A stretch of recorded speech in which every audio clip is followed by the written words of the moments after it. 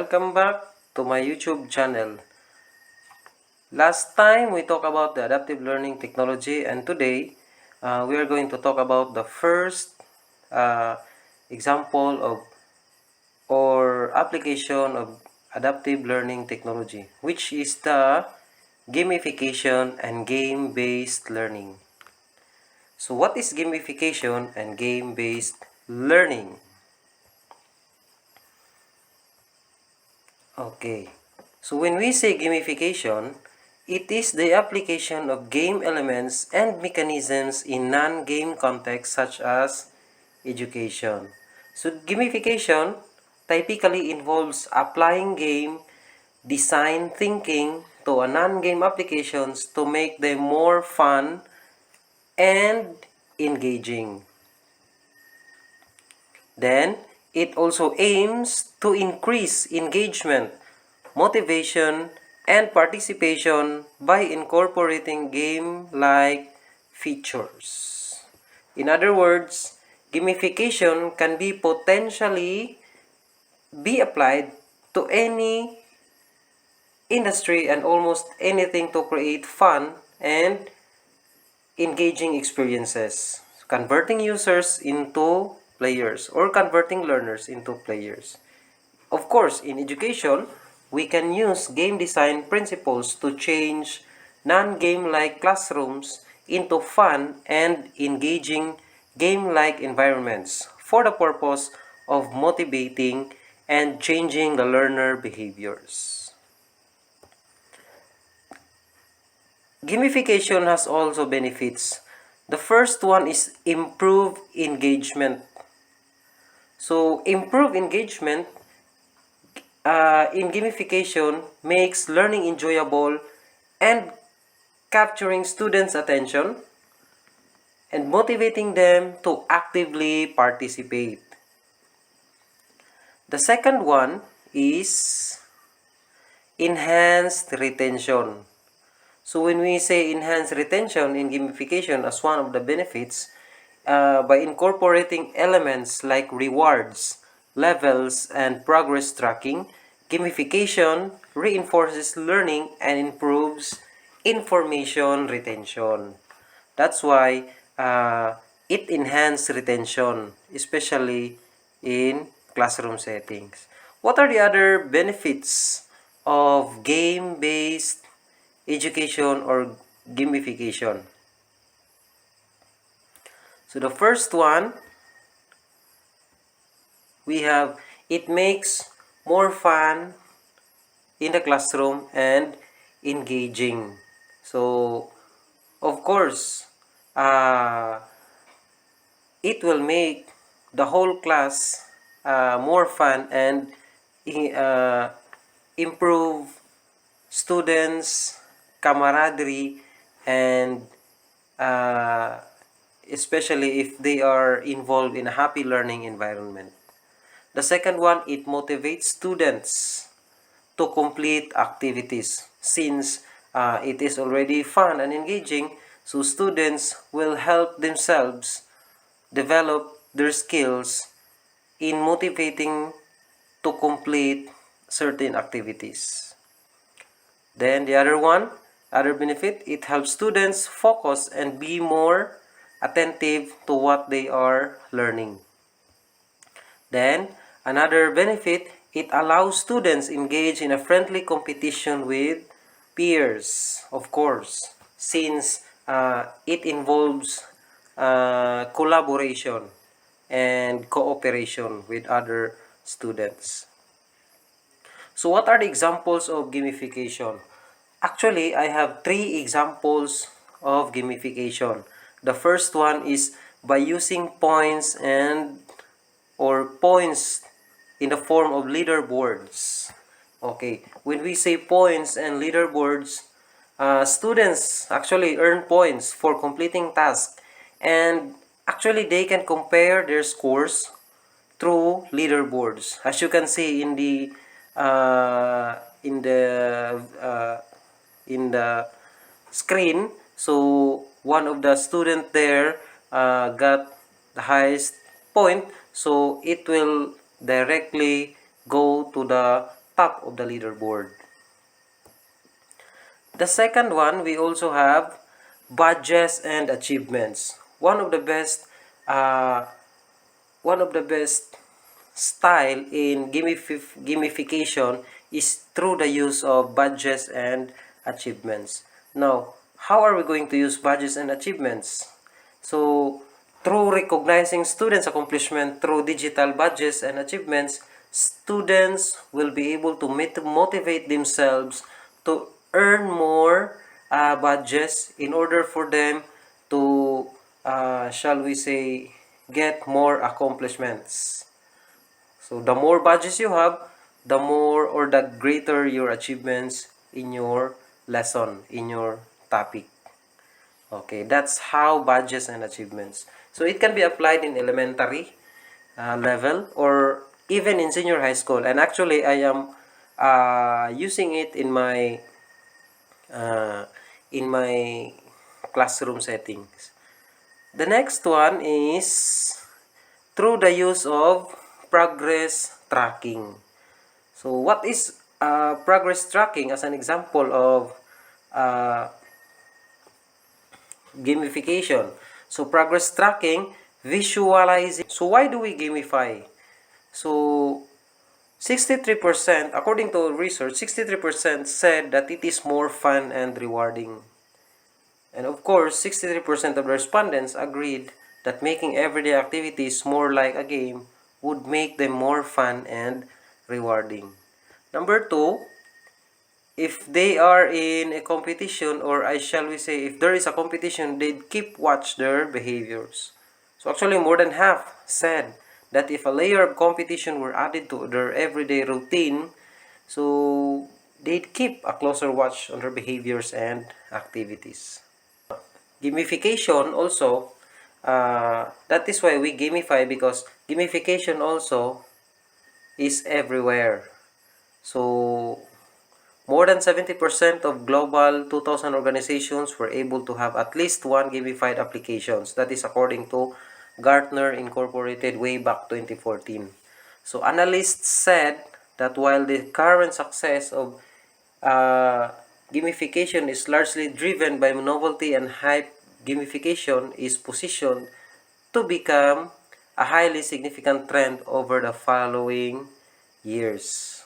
And of course, gamification encourages the students to have fun, to have intense focus, competitiveness, collaboration with each other, camaraderie with other students, retention, mastery of the topic, meaningful choices, productivity, joyful optimism, and of course, creativity. So that is all about gamification. How about game-based education?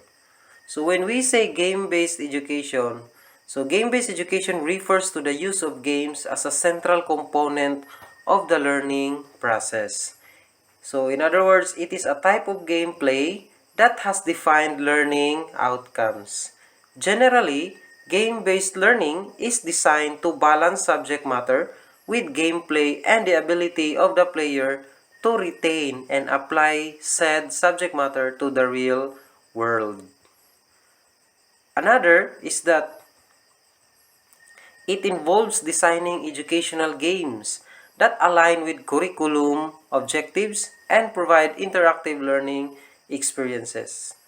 So, in other words, game-based learning is the use of games. It's either analog or digital for teaching subject matter. So the idea is to get students to play with already made games to fulfill a learning objective. If gamification has benefits, of course, the game-based education has also its benefits. So the first benefit is the active learning, and the second one is the critical thinking. So when we say active learning, so games require active participation, enabling students to explore concepts and solve problems.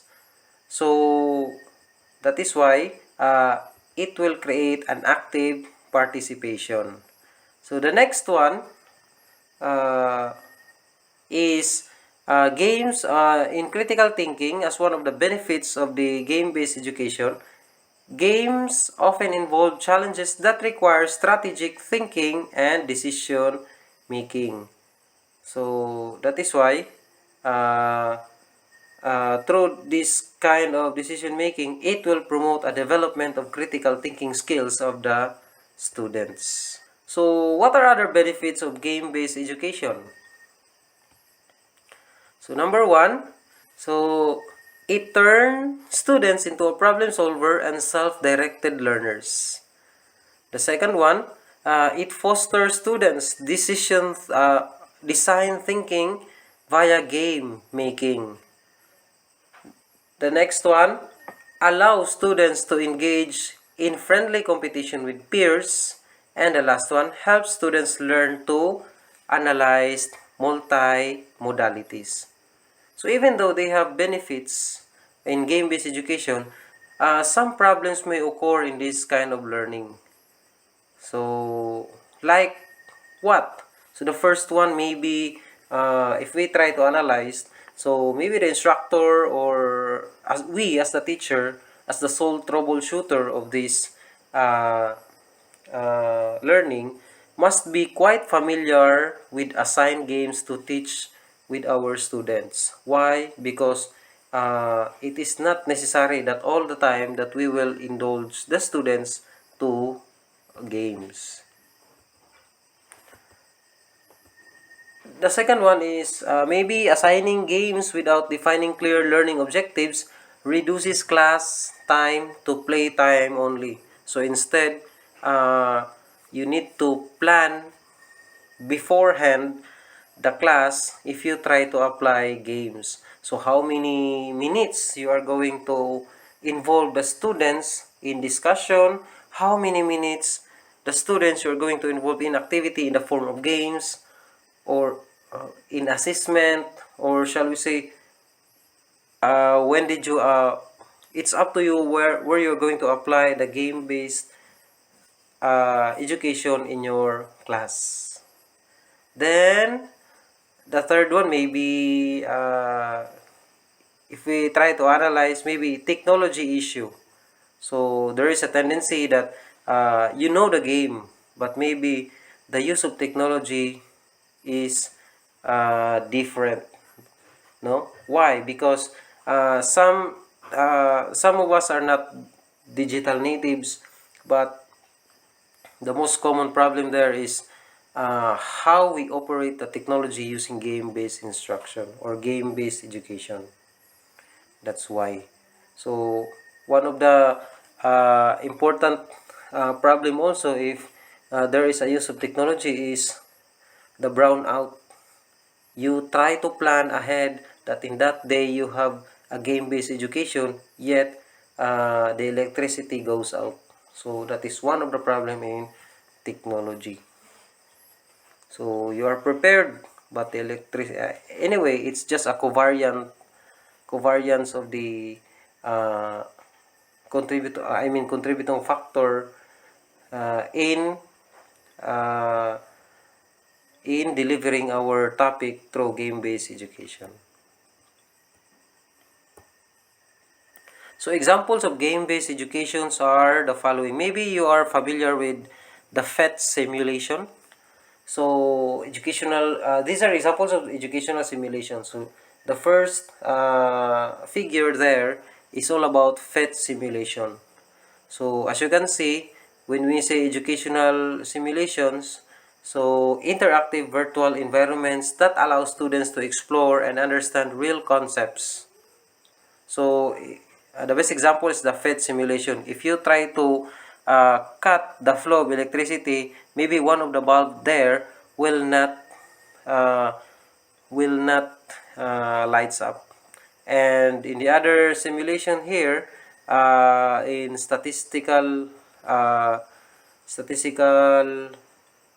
graphs, this is an example of normal curve. If you try to increase the standard deviation or the value of x or whatever, there might be a change of the curve.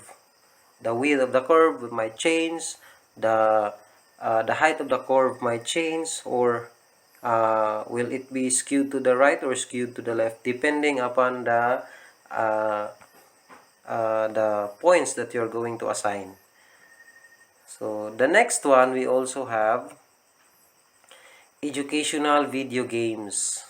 So when we say educational video games, so games is specifically designed to teach specific subjects or skills while providing an entertaining experiences, like the Encarta Kids and of course the Minecraft education, wherein you can apply a lot of uh,